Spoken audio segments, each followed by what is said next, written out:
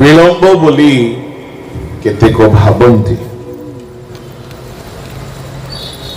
किंतु परमेश्वर अपना प्रतिज्ञा रे विलंब करंती नाही। समस्ते जेपरी मन परिवर्तन करंती एइथिपाई से विलंब करंती। द्वितीय पितर 3:9 पद पढ़तु। विलंब बोली जेपरि केतेक भाबंती प्रभु अपना प्रतिज्ञा विषय सेपरि विलंब करंती नाही। किंतु जेपरि केहि विनष्ट न हुअन्ति वरं समस्त मन परिवर्तन करंती या इच्छा करी से तुमମାନଙ୍କ प्रति दीर्घ सहिष्णु अटंती। समस्ते मन परिवर्तन करंतु एहा परमेश्वर इच्छा करिकी से दीर्घ सहिष्णु अटंती।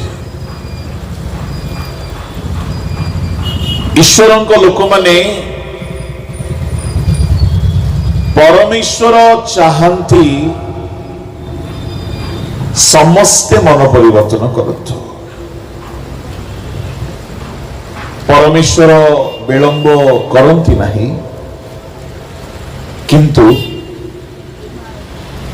से शीघ्र करू नाहंती। से जदि आगमन करिबारे विलंब करुछंती ताहार गोटिए मात्र उद्देश्य और ताहा होछि आमे परिवर्तन हेना। टिकिए भाबी देखंतु जदि आज राति रे बा आजी प्रभु आसी जिबे आमे केते लोक जाई परिबा। से देखुछंती आमे ख्रिस्टियान हे गलु किंतु परिवर्तन हेउना। से देखुछंती आमे चर्च रो बहुत एक्टिव मेंबर हे गलु किंतु परिवर्तन हेउना।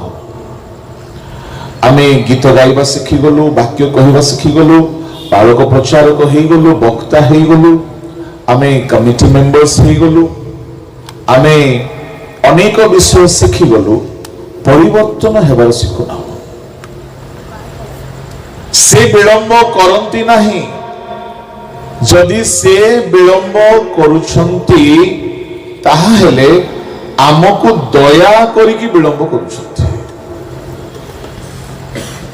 आउ आम परमेश्वर समयानुवर्तिता विषय अति सावधान थांती।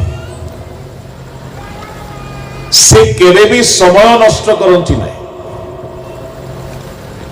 परमेश्वरंकर समय एणे तेणे आदौ हुए नहीं।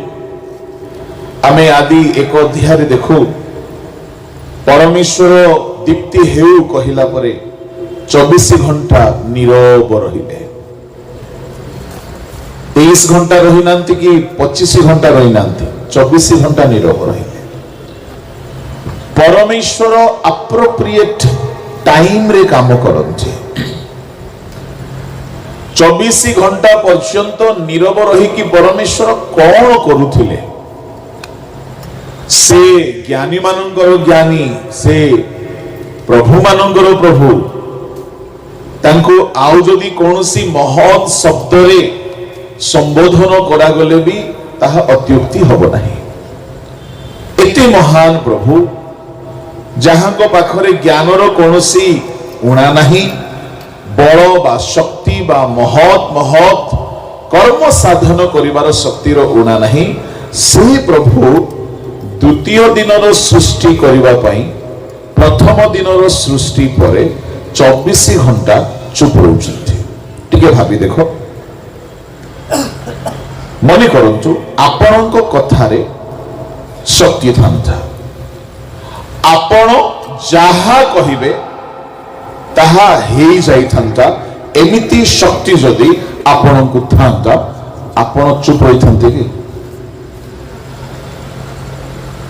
आमे कौन कौन न कही दी था प्रथमे कौन कही था आमर शत्रु माने मरी जातु प्रथमे बाहरी था तापर कौन कही था